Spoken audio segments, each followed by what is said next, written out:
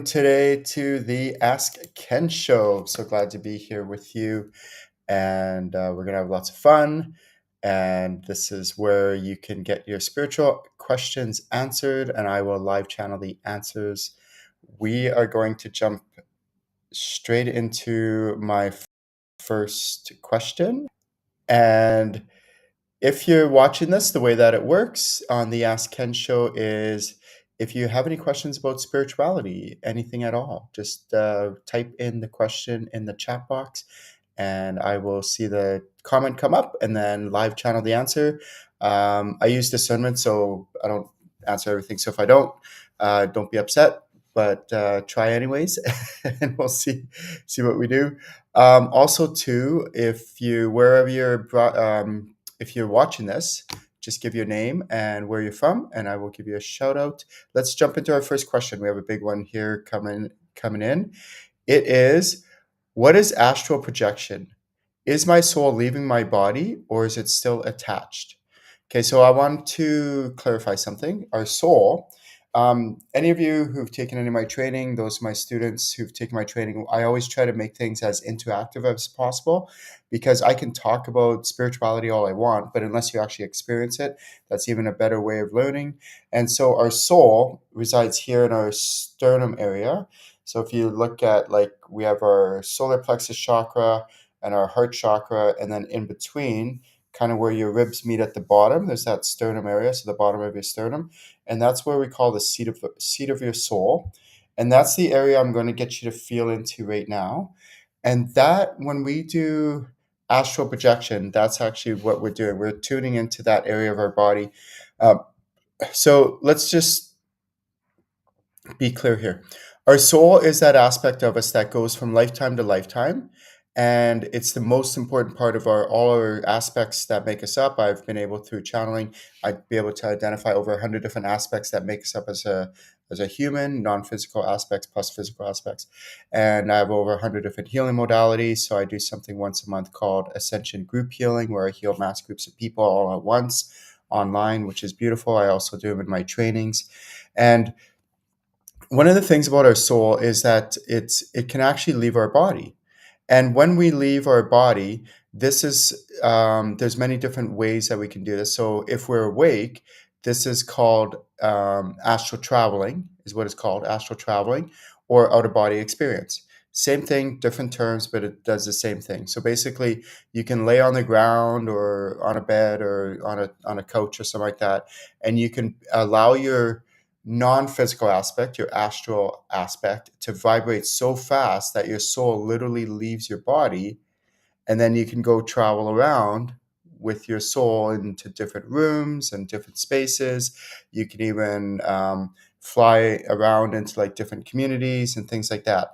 So what's cool about this is that like, don't be afraid to do this and try this. I always recommend my students, yeah, go for it, try it. The only thing I suggest is stay away from the underworld, stay away from anything like that. Like, we always want to work in the light, hence the term light workers. I want all my students to be light workers. And there'll be like a silver cord that will keep you attached to your physical body when you're astral traveling. The only thing is, and at any time, if you ever want to just come back to your body, just think of your body and you'll snap back into it. Okay, so it's actually really cool and a very amazing spiritual experience that you can have.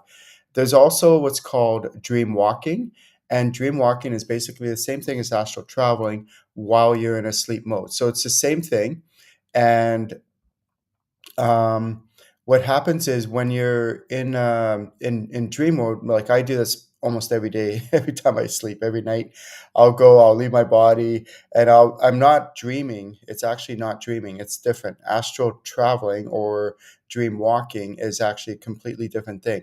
So what you do is, what I do is I, like, fly around on rooftops, and sometimes I go into outer space and I feel like I'm flying, and because I literally am. What's really cool about dream walking, I want to encourage you to do this. So if you're watching, you want to take notes, you're welcome to do this. And again, feel into your soul as you're doing this. So this is your soul that leaves your body, whether it's consciously awake, that's called astral traveling or out of body experience, or when you're sleeping, then that's called dream walking. So what I recommend to my students that they do is they get a pen and paper and they start documenting and writing down their dream experiences. And the reason why is because when you do dream walking, you can hopefully eventually get to a point where you're doing what's called lucid dreaming. And what lucid dreaming is where you're actually conscious and aware of what you're doing while you're dreaming. It's really powerful because then what you can do is you can leave your body when you're sleeping, and because you're aware and you're conscious of what you're doing. Like, have you ever had a dream where you change the dream and stuff like that? That's lucid dreaming.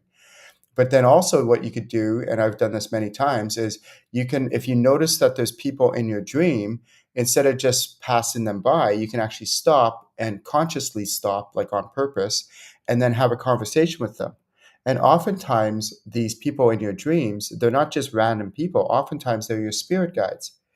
And when you're aware of this and you can do this consciously, then you can actually have like intentional conversations with your spirit guides while you're dreaming. Right? How cool is that? And then what you do is you document that.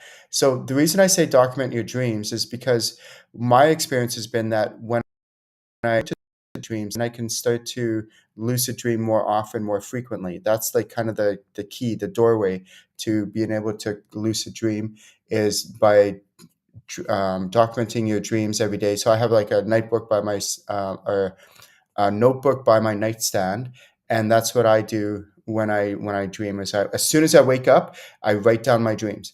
But what I suggest to my students that you do is that you just do bullet points, because the mistake I made in the early days is I would write big, huge, long paragraphs. It'd be like 2 in the morning and or 5 in the morning, and I'd be like, oh man, this is so monotonous and so long, and it just wasn't sustainable long term. So now I just do bullet points to capture the highlights, and I do try to capture also the emotions, like how I felt during different parts of the dream. All right. What is the difference between astral projection? So we have this part of us. So we have like our higher self. We have our body, like our physical body, our soul. I'm getting goosebumps everywhere right now just talking about this. And basically, what astral projection is what's called our witness or the observer. So it's our consciousness. So not our conscience. Our conscience is different. Our conscience is like when we do something immoral or we hurt someone or something, or maybe we accidentally break something of someone else's and we walk away and we're like, no, that actually feels bad. I should go back and leave a note and let that person know I broke it and try to make it right, maybe pay for it. That's our conscience. So that's a really important thing to know, that the difference between the two. And then I could go into like there's vanity, which is important. There's ego, which is important. We don't want to squash our ego. It's healthy and good for us in certain points. Same thing with our vanity. Same thing with our personality. So on and on. So there's a whole entire topic I could later. Um, but what our conscience is, or consciousness is basically the observer or the witness. Now, when we astral project, this is where like people do what's called remote viewing. And I teach this in one of my workshops, my channeling level 3 workshop, also my retreats. We practice this where I have people purposely, they will project themselves into other spaces. So sometimes the military might use this when they're spying on an enemy. They'll have these psychics that are trained in this or do it naturally, and they will go and they will be able to identify like different enemy compounds, what's going on, like where the people are, where the machinery is, and on and on and on and on, for reconnaissance for the military is an example. And also sometimes police use this for finding missing people and things. I heard of a story in one of the major cities where this boy, he got lost along a river valley, and it was 2 days had gone by. He was basically a toddler, and they're like they couldn't find him anywhere. And then they finally turned to a psychic, and she was able to identify him way down the river on a certain area that there's no way the police would have ever looked, or the rescue parties would have ever looked. And they found him literally like hours before he was about to die of dehydration and lack of food. And so that's another example of how we can use remote viewing for very positive reasons and positive ways. So we have some questions coming in. Welcome to the Ask Ken show. This is where, if you have any questions about spirituality, any questions at all about, even myself or whatever, just feel free to ask on the Ask Ken show. Type in your questions and I will live channel the answers. And we have Prelumina signing in saying hi from Instagram. We have Michaela signing in from Instagram as well. We have some people from YouTube signing in. We have Osoyas, BC, British Columbia. Welcome. Thank you. We have Cheryl coming in. Hi, Cheryl. So just leave your name and where you're from, and then I will live channel the answers, and I'll also give you a shout out. So where you're from as well, like not just your name, but also where you're from. Okay, so I have a question: is what happens when we die? What happens? What will happen? Okay. Reincarnation 101. Basically, we have our soul. Our soul resides here in our sternum area. Again, feel into this area. So it's not your heart chakra. It's not your solar plexus chakra, but it's right in between where your rib bones meet at the bottom. It's an actual physical part. There's this really awesome movie out there where they actually describe about so let me give you some context. There was this scientist that what he did was this is way back in the 1910 or 1915, something like that. He was working with patients that were dying, and he got curious. So he developed a bed where it was like a scale, and he wanted to know what happened at the moment of death. And what he found is that at the moment of death, the patient actually became lighter. And this experiment has been tried over and over again since then, like over the decades. And so what happens is the soul actually leaves your body at that moment of death. And your soul actually has weight to it. It has mass. So this is this part here. And when you feel into it right now, I want you to feel into the texture, the substance, the material of your soul. That, how cool is that? Like at that moment of death, it actually leaves your body, makes your body physically lighter. Like it's kind of mind blowing. So this isn't just some hypothetical kind of aspect of you. This is called your soul. It is the most important part of all your aspects out there. Like your higher self is very important as well. Your etheric self, your astral self, and I could go on and on and on. There's a whole bunch of different aspects that make you up. They're all important. The I am being, and so on and so on. But what I recommend to my students is that you get in the habit of regularly communicating with your soul. Your soul isn't one of those aspects that loud and face. It's what's called the quiet whisper of the soul.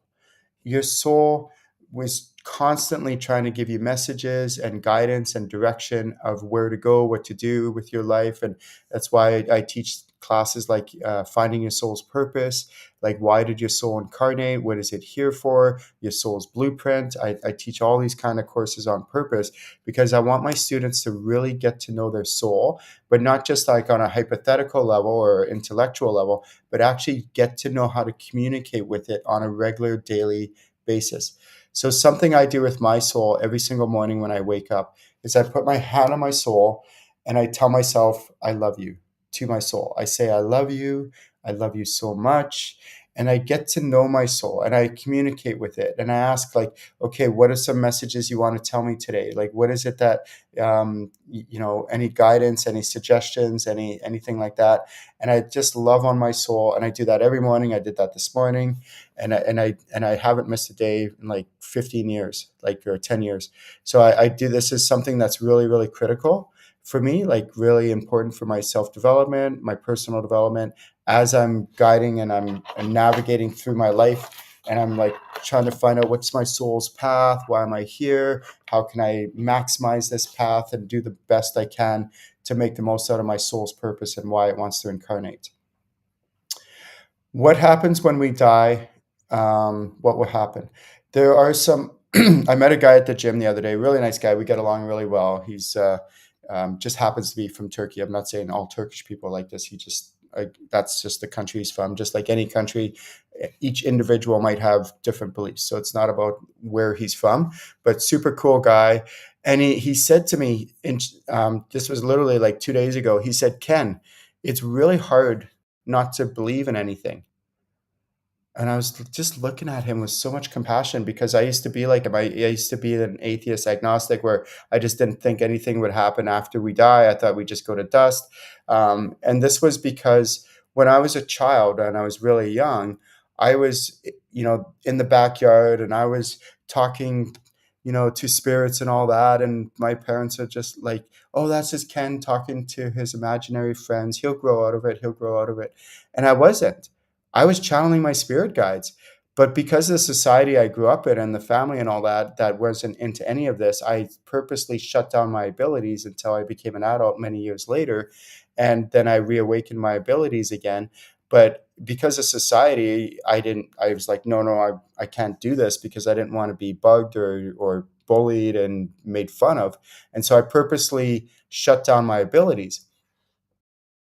If message and say, yeah, I could relate because that was like scary times. Like I didn't want to, and I'm a sensitive, I'm an empath. So to be bullied and picked on was not cool.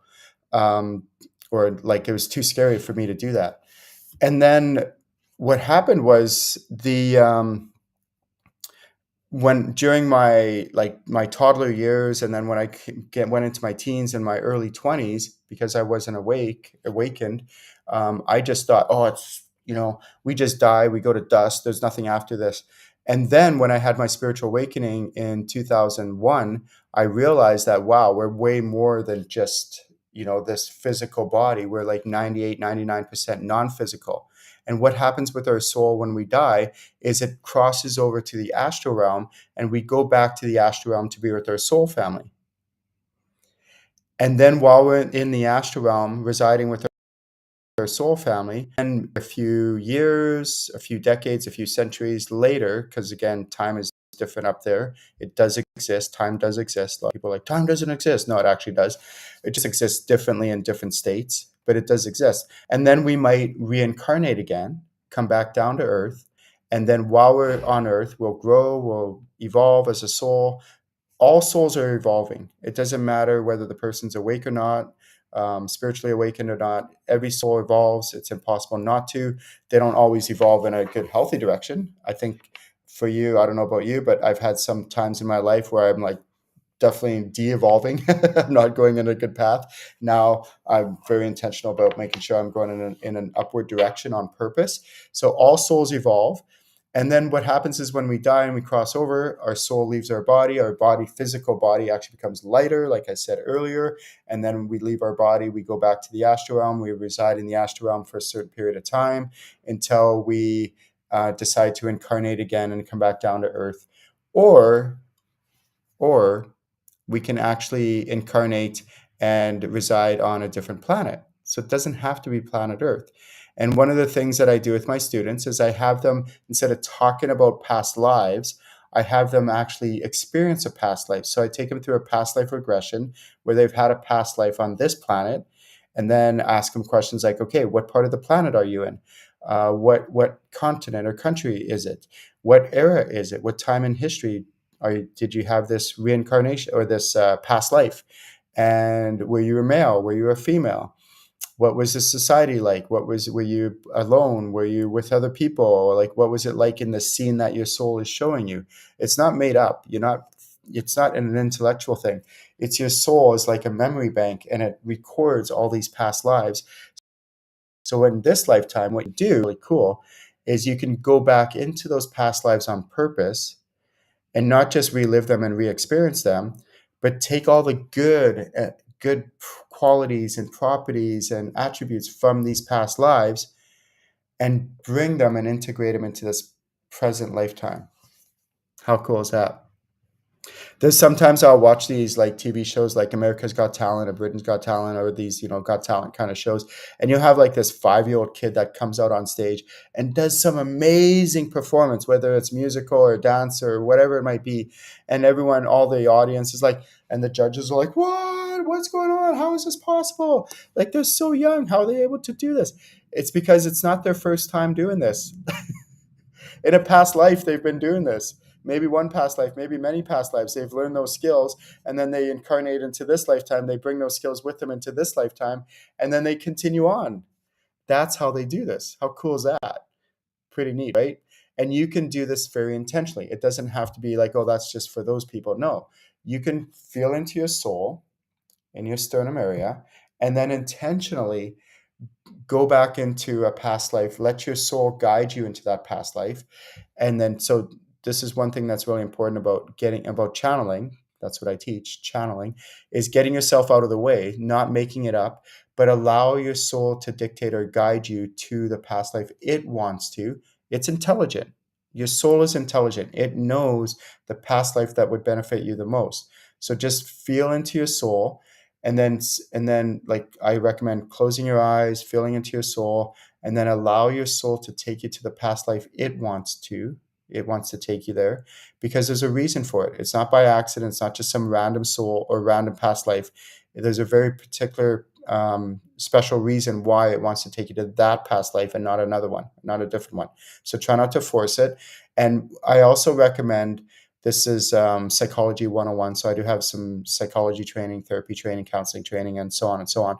Is what I recommend is with your eyes, if you little psychology 101 kind of training here, is if you ever talking with someone and say, oh, what's your first car, or what's, some like that, some like a memory from the past. Oftentimes you'll see their eyes look up in their head. That means they're in their head, they're looking for that memory in their head. If you ask them what's one of your favorite songs, you'll often see them, they'll look to one side or the other. They're looking where their ear is because they're trying to hear that song in their brain, in their mind. Then if you ask them, how do you feel about that? You'll see them, hopefully, they'll look down in their body. If they're not looking in their body, if they're looking up, they're looking for thoughts. That's different. Thoughts are different than feelings. So you want to, if you're in the helping industry and you ask questions like, well, how do you feel about this? And the person's looking up in their mind, you say to them, say, no, no, no, no. Look down with your eyes in your body, because that's where your feelings are. Your feelings are down here. They're not up there. And watch the way their eyes are pointing. Same thing with your soul. When you are communicating with your soul, what I recommend with my students is look down with your eyes into the center of your sternum area, this part right here, and just feel into this part, and like feel into your soul, feel into. So if you're watching this, try this right now, like really feel into it, and then do your best to increase the connection with your soul. And again, if you're doing this right now, please do. I want you to. And then try your best to allow your soul to take you the past life that it wants to take you on this planet. When did you incarnate? Where was it? What continent? What country? What era? What time in history? Were you male? Were you female? What were you doing? What was life like in that past lifetime? What are some of the good positive attributes? We all have lives. So a lot of times people are like, oh, that's a good lifetime, that's a bad lifetime. It doesn't always work that way. If you think of your life in this lifetime, you've had moments that were amazing and good. You've had moments that maybe weren't so good. And then, lifetimes and seasons of your phases of your life where you've gone through waves. So just know that, try not to make blanket statements like, oh, that entire lifetime was good, that entire lifetime was bad. We all go through our ups and downs in every lifetime. How old did you live in that lifetime? Long life? Did you live a short life? But length isn't always the determining factor. Maybe you had a short life, but it was an amazing life. Like there's a lot of those kind of questions. All right. Where do we go when we die? What will happen? Yeah, good question. Okay, we have a few more questions that came in. Anonymous. I just learned you can sneeze in your sleep if your urge is strong in your body and wakes you up. I'm stunned. Oh, you can't sneeze. You can't sneeze in your sleep. Yeah. Um, yeah, I could feel that. That's a good one. So we have Cheryl signing in from Alberta. Welcome, welcome, welcome. Um,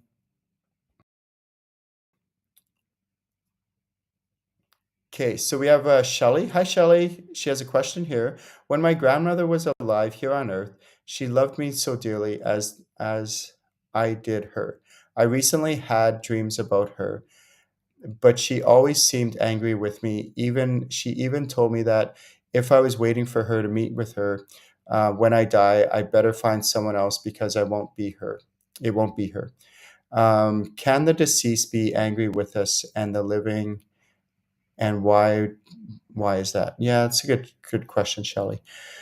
Okay, let me give some context. Like, if you're watching this, this is really important. So stay tuned for this. This part is this is like um, Souls 101, Channeling 101. This is very, very, very important foundational kind of training that I'm about to give right now. So please stay tuned. Take notes if you want to.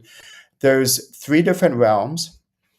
The three different realms are the astral realm, the animal spirit realm, and the in between realm. So we're not going to talk about the animal spirit realm. I do teach animal communication. It's phenomenal. It's amazing, all that. But that's a different topic, different context. So we're going to put aside the animal spirit realm for right now, and we'll just talk about these two realms, the astral realm and the in between realm.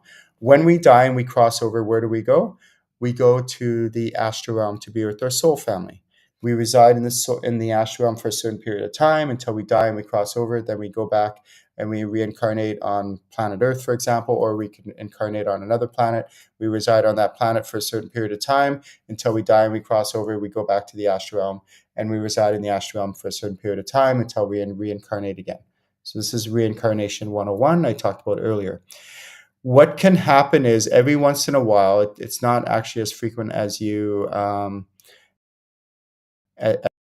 is that a soul might not cross over fully and they might actually end up in the in between realm. So that is a possibility, and that's what happens is what's called a lost soul. A lost soul is not of the light. It's not that they're bad, or like, I don't want people to start thinking or getting fear based. It's that they haven't crossed over fully to the astral realm. So what happens, or what should happen, is when a person dies, they cross over to the astral realm to be with their soul family. When they first initially cross over, they go into this area called a containment area.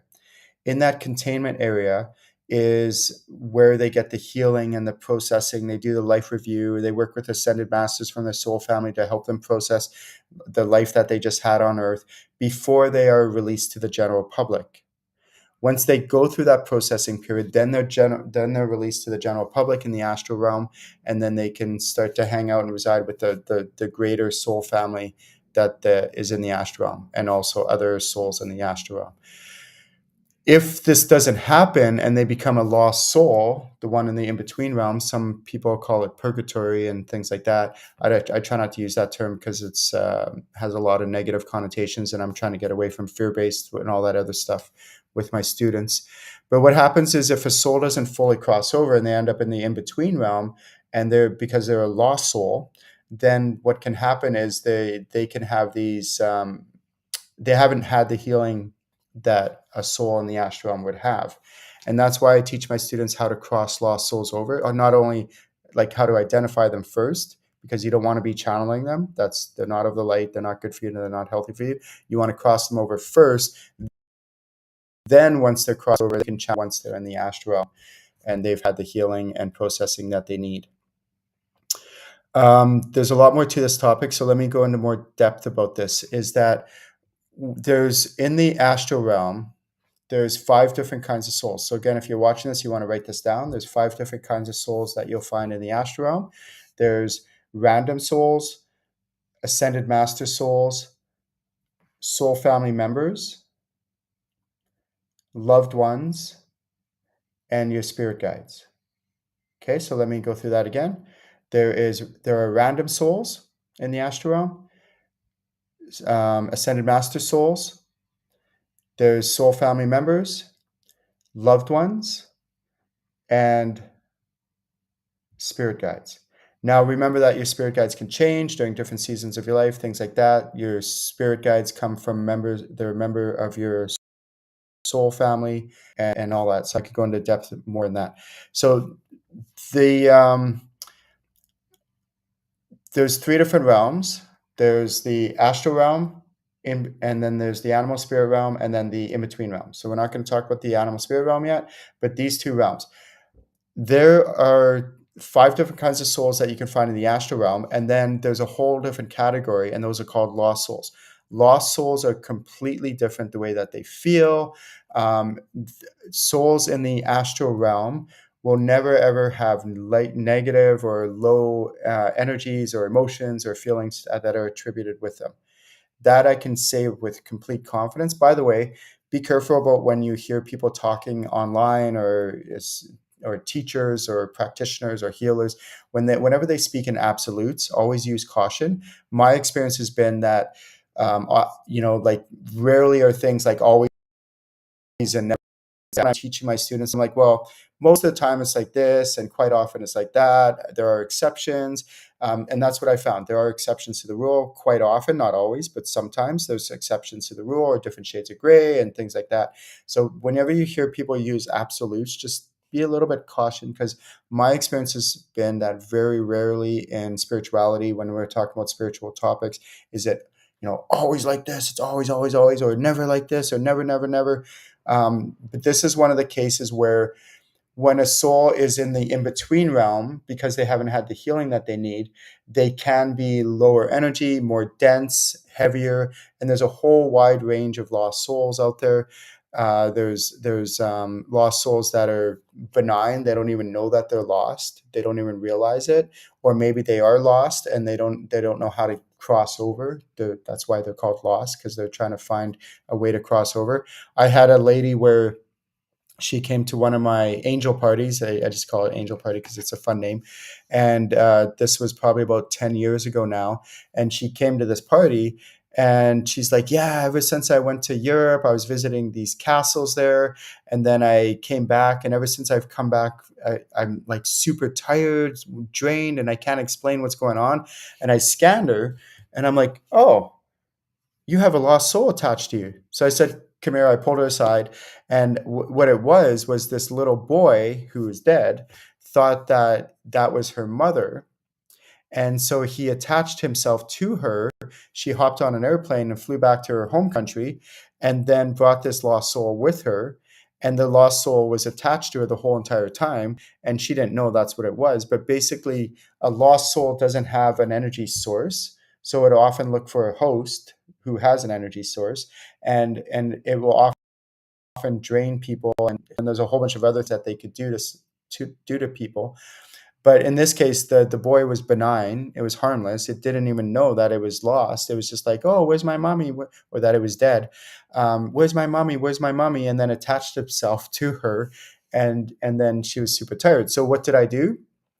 I detached the boy from this lady, and then I crossed it over to the astral realm to be with its soul family, to get the healing that it needs, and to reunite it with its soul family and its real mother, who wasn't that lady. And then I checked in with the soul family. Soul family was so grateful. Finally, they had reunited with the boy that was lost, and it was just beautiful, magical. And then the lady who was tired all the time. She needed a little bit of healing. Her auric field had been compromised, so I had to do some auric field healing. I had to do some work on her chakras to rebuild them and basically help them be healthier, and her energy source and her chi and her ki. And there's a few other minor things that I had to do with her. And then she was good. And ever since then, she's been 100% back to her normal energy structure, her normal energy levels.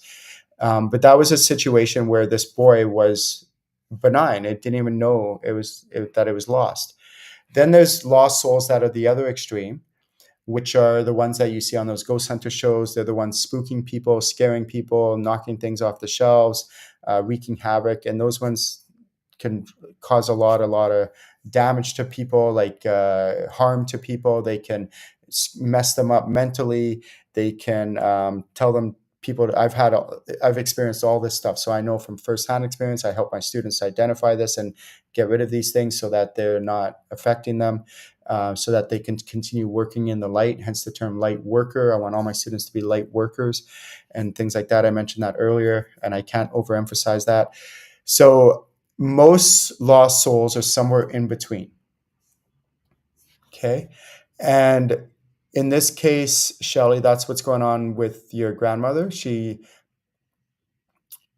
Yeah, she has actually recently crossed over, so that's good. I'm checking right now.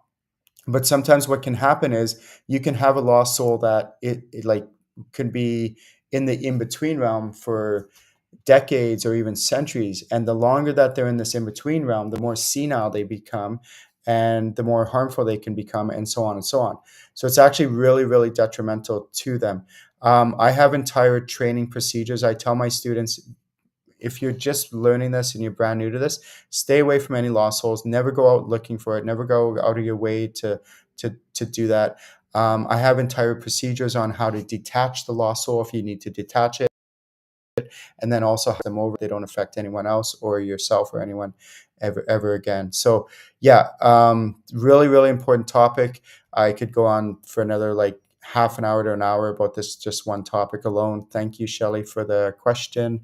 If you're watching this and you have any questions about spirituality, please feel free to type in your name. Also, too, if you're watching this, type in your name and where you're from, and I will give you a shout out. We have some people on uh, Instagram that are tuning in. We have Huda. Welcome, Huda. Woo, woo. She's taking some of my trainings. We have Poe. Thank you, Poe, for tuning in. He's taking my trainings. We do such amazing things. He's an amazing healer. And we have Trisha and Life is Now Therapy. Thank you all for joining. Let's go on to our next question. Okay. Oh, let's see what we have here. Just give me a moment.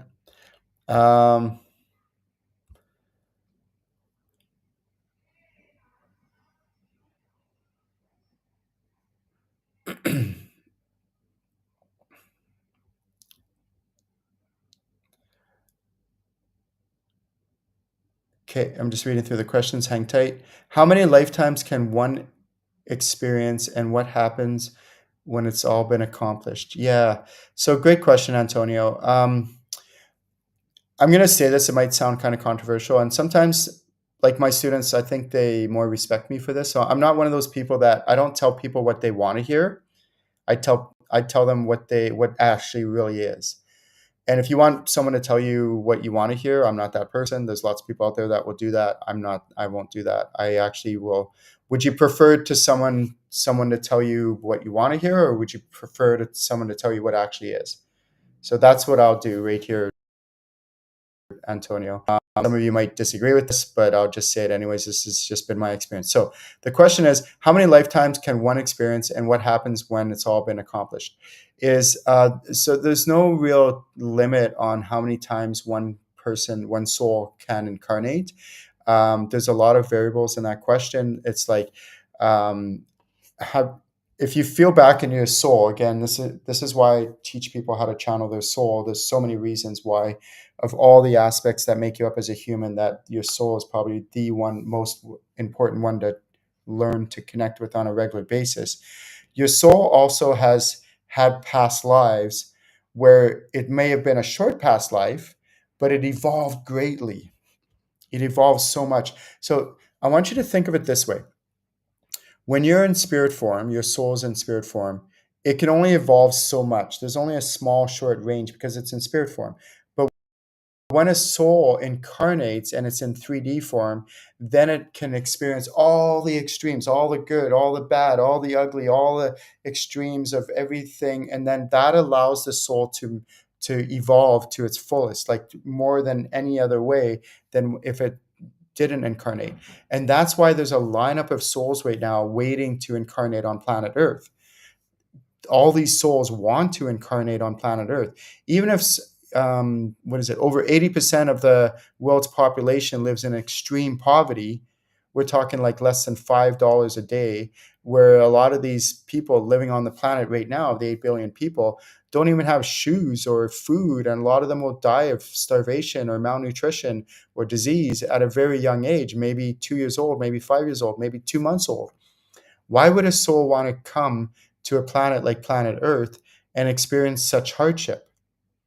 The reason why is because it allows that soul to evolve. Because it's not just the hardship that it will experience all the other ranges as well, like including the love, or all sorts of different other emotions as well. It might learn compassion and understanding and empathy, and we could just go on and on and on. So there's a whole range that that soul will experience, whether it lives 2 years, 20 years, 100 years, or 2 months. Okay. Um, so keeping that in context is a soul wants to incarnate because that allows it to evolve the most to its fullest, that it maximize that evolution. And it can only do that when it's in incarnation form. It can do a little bit of it in spirit form, but not as much as when it's incarnated. Now, I have a lot of people. I even had like my daughter, who she called me up one time, and she's like, "Dad, what do I have to do in this life so I don't have to come back the next in another lifetime?" And I was just like, "Oh." Like that's the kind of questions, like when I was her age, I used to think of these things and all that. And it was just such a beautiful conversation. And I said to her, frankly, which is what I tell my students, is how many past lifetimes have you had where you're like, I'm never coming back, I'm never coming back, I'm never coming back. Yet here you are, you came back. And so I tell my students this usually at later levels, because a lot of times people when they're first beginning their spiritual awakening and their spiritual growth, they're not ready to accept that, oh, I'm probably going to come back again. Whether, even though I've said many past lifetimes, I'm not coming back, yet here I am, I'm back again. So chances are, even if you say, I'm not coming back again, I'm not coming back, most likely you're going to come back again. And the reason why I tell my students this is because the way that my journey went is I'm like, oh, I hate life. It's so hard to check out. I don't want to be here anymore. That was during times when I was really struggling. Um, there was all sorts of other factors in there, like lost souls and other things that were affecting me in dark years, dark times when I had no one to teach me this stuff. This is why I dedicate my life to teaching people how to channel, so that they don't have to go through the same struggles that I had to go through all by myself. And so I teach my students this stuff. And so um, what I want my students to do, and if you're listening to this is very important, is I want you to, instead of being a victim of this life, I want you to be empowered. I want you to be like, okay, most likely I'm going to come back again in another lifetime. So what do I want to do? I want to maximize this lifetime. I want to make the most of it. I want to grow as much as I can and evolve as much as I can as a soul, so that when I come back, not if I come back, but when I come back into another lifetime, I can continue on this growth, continue on this evolution. So again, I'm going to give you another disclaimer. And again, some people might not like this, because I've had some people like, that's not true. And I'm okay. So let's make it very clear. There's been lifetimes when you've been a saint, you've been amazing. You've done amazing things. You've been kind, gentle, all that. And then there's been other times when you haven't been. And also to keep in mind that it's not an entire lifetime. Like there might be a phase in your lifetime when you went through and maybe you weren't as kind as you are now. Like maybe you were a jerk, maybe you committed crimes, maybe you hurt people. and then you learn from that, and now you're not like that anymore. Or maybe it has happened in waves. Maybe you've done that 2 or 3 times, and then you've smartened up and got better, and then you like went down a path that maybe wasn't healthy for you anymore or good for you, and then you started doing things that were inappropriate, and they're like, oh wait, maybe I shouldn't do that anymore, and become healthier. And we can go through waves as well in one lifetime. So there may have been lifetimes in the past lifetimes, that you've had where maybe there was times in those lifetimes when you hurt people and did mean things to people. And again, like I said earlier, it's impossible for a soul not to evolve. All souls evolve, but there might be times in their life where they're de-evolving, like going in a poor direction, or there might be times when you're going in a healthy direction. So what I want to do for the remainder of my life on this planet is I want to intentionally try to evolve in a good, healthy way, do my healing, do my clearing, so I don't carry that baggage into another lifetime. And so I'm more likely in that next lifetime to be a healthier person, a healthier soul, when I incarnate into that next lifetime. Now, there's a whole bunch of other factors that come when we incarnate. Like there's, what was our genealogy, our genes like when we were born, on that moment of inception, when your RNA from your father's genes, your 23 genes came in and met with your mother's genes, and then the two of them met. So there's genetic factors that are involved. And then what was the pregnancy like with your mother? How did she, did she eat healthy? Was she calm? Did she take care of herself during that 9 months while you were in her womb? And then what was the pregnancy like? What kind of society were you brought up in? And there's so many factors, not just the soul and the past lives. But if I can do what I can in this lifetime, so that my soul, when it enters a body in a future lifetime and it comes in as a baby, then hopefully I'm more healthier than this lifetime. That's my purpose lifetime. How much evolution can I do on a soul level in this lifetime to help me, not just for the remainder of this lifetime, but also for future lifetimes? And then there's also spiritual upgrades. I give my students attunements and activations and symbols and sigils and all sorts of cool, positive things that are good and healthy for them. Those will also be carried with you into future lifetimes. Not all of them, but a lot of them will. So just a disclaimer, they're not all of them. So this is really important. Why? Because I want my students to be empowered, not a victim of this life, but empowered in this life. Be like, you know what? Okay, I'm most likely going to come back again into another lifetime, most likely. So let's make the most out of this lifetime, and let's see how much I can evolve in this amount of time that I have left, whatever it might be. It might be years, might be decades, I don't know, but let's just make the most out of it. Does this make sense? So yeah, the bottom line, to sum it up, is a lot of times students come to me and they're like, I'm never coming back. I'm never coming back. The bottom line is most likely you will be coming back. So instead of being upset about it, just be like, woohoo, I'm going to come back. Let's see how much I can make out of this lifetime. Good question. Okay. So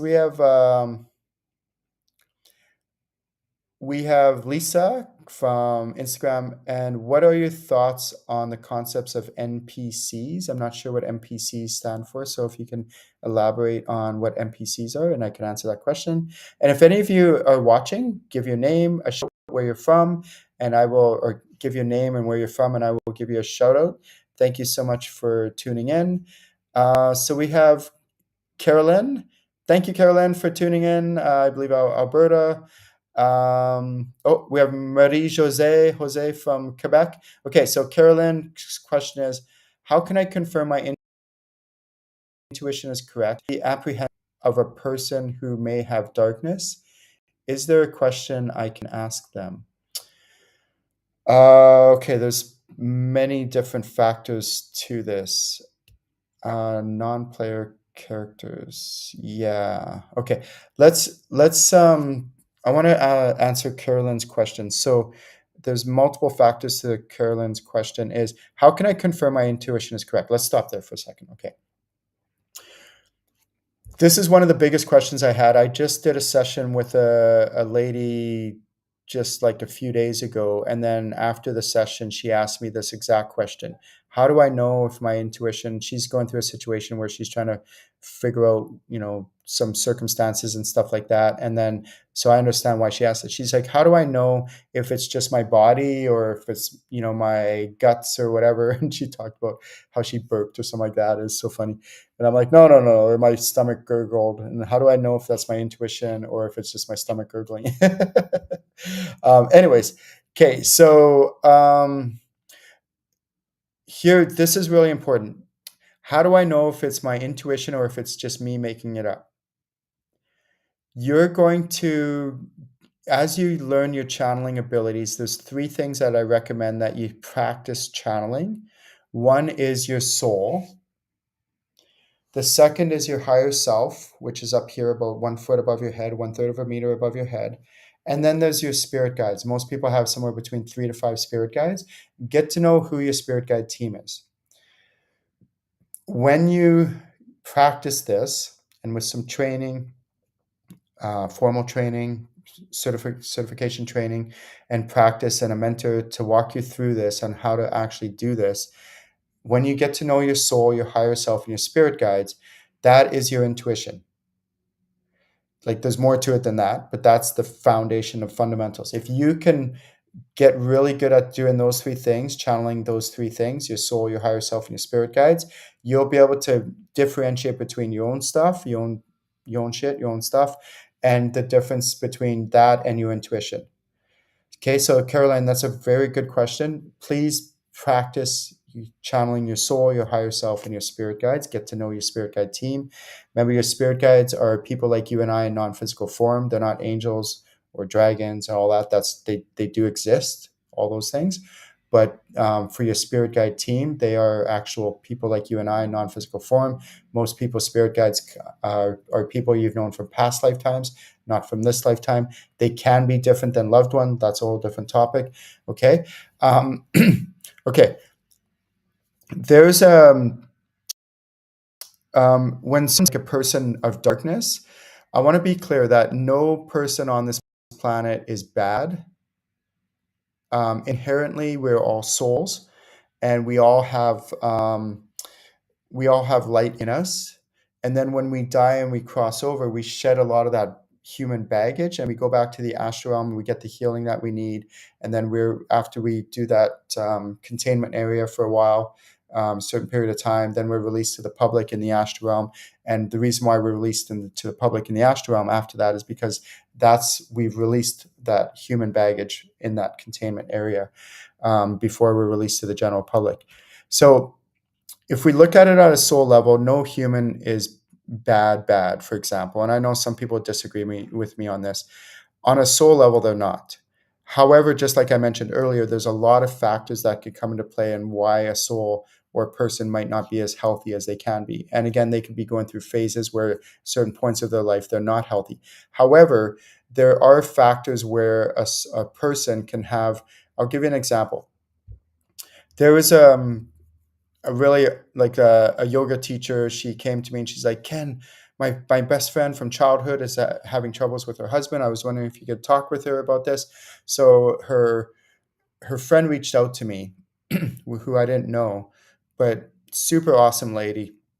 And she's like, Ken, ever since my husband and I we got married 8 years ago, and the first 2 years he was amazing, he was great, everything was awesome, and then all of a sudden he changed and something got into him, and I don't know what it is, but now he's an asshole, he's a jerk, I hate him, the kids hate him, I'm going to divorce him because I just can't stand him anymore, and I don't know what's gotten into him. Even his boss hates him, his boss is going to fire him, he's going to lose his job, and I can't stand the guy. So I'm in my car. I'm driving my way to the mountains, and I tunnel all the time. And so I tune into this guy, and I'm like, oh crap, he has a lost soul that's attached to him.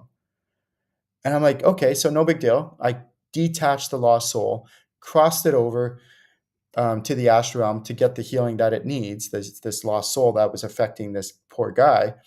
And I say poor guy because I have compassion for him, because I've had this happen to me many times and nobody explained it to me. Nobody understood it. So I had to figure it out all myself in the first early years, the 8 years at the beginning of my spiritual awakening that started in 2001. And those first 8 years were horrible. They were so hard on me because I had to try to figure all this out on my own. So I just detached this lost soul. I crossed it over. This lady calls me up. She's like, "Oh my God, Ken, my husband's back. The guy that I fell in love with 8 years ago, he's back. I love him. The kids love him. He's going to keep his job. Thank you, thank you. I don't know what you did, but thank you." And that's all I did. I didn't do anything else. I did healing on him. Literally, when she said, "I don't know what got into him," she was right. Something did get into him. In this case, it was a lost soul.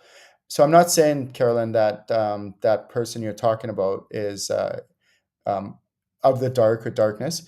That's what happened, is they had a lost soul attached to them, or they do have one. They might. However, and um, but if they do, you can detach that lost soul, cross it over again. I don't recommend my students dabble on that stuff unless they're professionally trained and know what they're doing. And I do teach that at later levels. I don't teach that at the beginning levels on purpose, because there's a lot of foundational kind of training stuff that I need my students to know and understand first. So when they get to that point, they can do it safely and appropriately. That can be very dangerous if you don't know what you're doing. And I don't want any of my students ever living in fear. I want them living in empowerment, but also I don't want them to be naive and do things that are inappropriate that could get them in trouble. So very important that you know what you're doing when you're doing this stuff, so that it doesn't jump to you and all of a sudden now you're, and I've had all this happen to me. That's how I know all this, because I was like, "Oh, what's this?" And then I channel it, or I try to do something with it, and the next thing you know, it jumps to me and attaches to me, and now my life's fucked and messed up. So I don't want that to happen to you. I care for you. I don't want any of that kind of stuff to happen. Um, Now, when a lost soul is affecting an individual, I tell my students is that detaching and crossing lost soul over isn't necessarily going to change that person dramatically. Like when a lost soul is affecting somebody, it's, and again, there's a whole range of lost souls. There's benign ones, and we're not talking about those ones. We're talking about the ones on this side or further on this side of the spectrum. When those lost souls affect an individual, it brings out the worst in them. It expands or compounds or exasperates their character defects. So if that person's already an asshole, it could be a guy or a girl. It doesn't have to be a male or female. It doesn't matter the gender. There's many asshole females out there. If that female or male is already a jerk, having a lost soul in there could make it basically make it even worse for them. Like they'll be more of a jerk. Same thing. If that person already has fear in them, that lost soul can make that fear worse. If that person already suffers and struggles with depression, that lost soul can make it worse. Okay. So sometimes, again, I don't want to use generalities, but when a lost soul is on this side of the spectrum, like really detrimental, then oftentimes they will play on those things for that individual, and they will do things like what happened with me. I would have a lost soul come into me back in my early days. Now it doesn't happen anymore because I know what I'm doing and I know how to get rid of them and not allow them to even get close. But in my early days, these lost souls would be telling me, "Oh yeah, break up with your girlfriend," and then I'd break up, and she'd be like, "Why'd you do that?" "I don't know. I felt I should do that, even though I wasn't supposed to." Or these lost souls would tell me, "Get into an argument with your boss." So I'd have an argument with my boss, and then I'd get fired, or stuff like that. Like really serious 3D world effects. Like I would have live, real consequences. So we have to be when we're channeling, the most important thing about channeling is always know the source of who you're channeling. And that's why I always recommend my students get to know their spirit guide team first. And that's why that's the foundation, the fundamentals, is getting to know how to channel your soul, your higher self, your spirit guide team, get to know who they are, so that whenever something that comes across your path is not of the light from the in-between realm, then you know how to identify it. And then there's techniques that I've developed that I teach my students on how to identify them, and then also how to cross them over. Yeah. Um, so the question, Caroline, you can ask, if you come across, have you ever had the time in your life when you meet somebody and you're like, "Oh my God," like you just have this amazing connection and you connect with them so good and so well, and you have this instant like symbiotic kind of like expansion with them. That that's your body and your soul and everything else telling you that that person is good and healthy for you. And you can use what's called synergy. Synergy is a term that the individual parts added together is actually more. The added part, the individual parts. So let's say if you have 100 and 100, you add them together, it's like 300 or 400. That's a synergistic effect. That's why being in relation, whether it's romantic or friendship or whatever, you can do things on emotion and a level that you can't do by yourself. And that's why I always recommend that people not just isolate and, go into some place out in the country by themselves for decades. Because yeah, you'll evolve. And don't get me wrong, there's a time and place for that it's good to have solitude and time alone.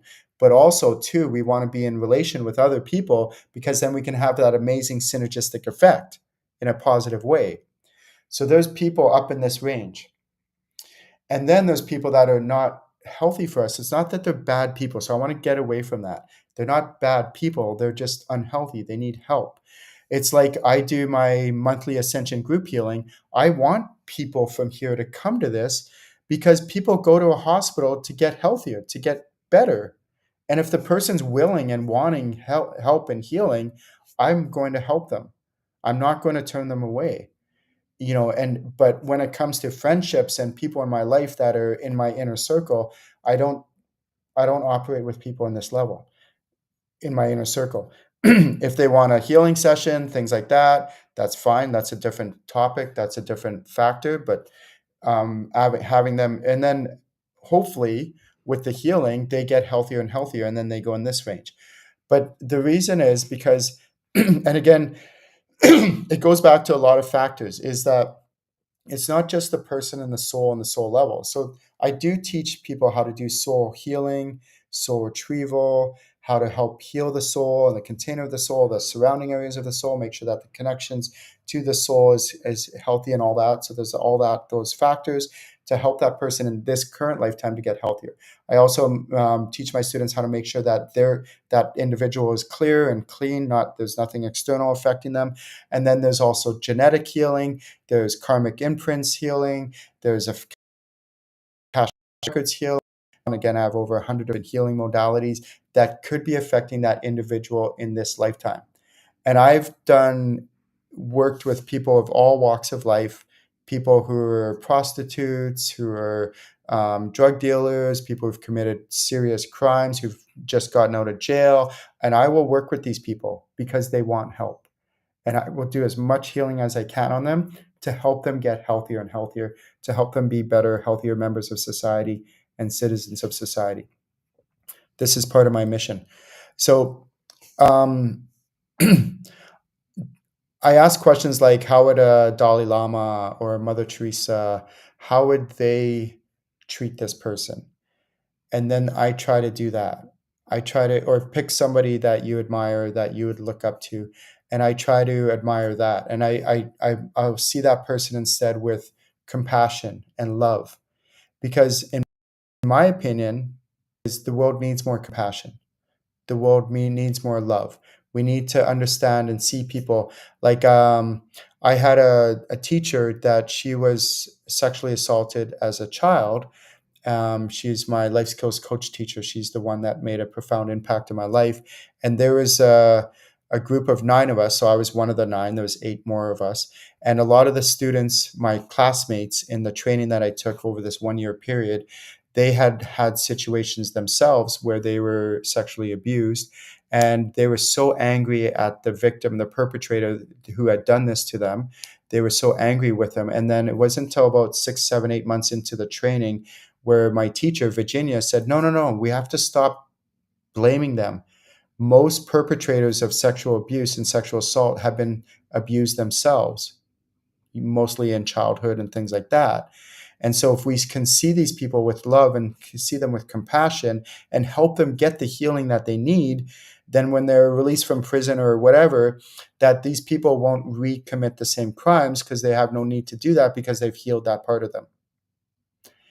And this is the way that I want us, not just with this topic, with all topics though, is instead of we see people as good and bad, instead let's see them with compassion.